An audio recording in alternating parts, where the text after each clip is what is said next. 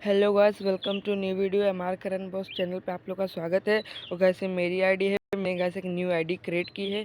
अगर गाइस आप लोग को आईडी चाहिए तो चैनल को वीडियो को लाइक कर दो, चैनल को सब्सक्राइब कर दो। ये प्रोफाइल मेरी देख सकते हैं गाइस, ये मेरी ही आईडी है। यहाँ पे करन एफएफ लिखा हुआ है साफ साफ।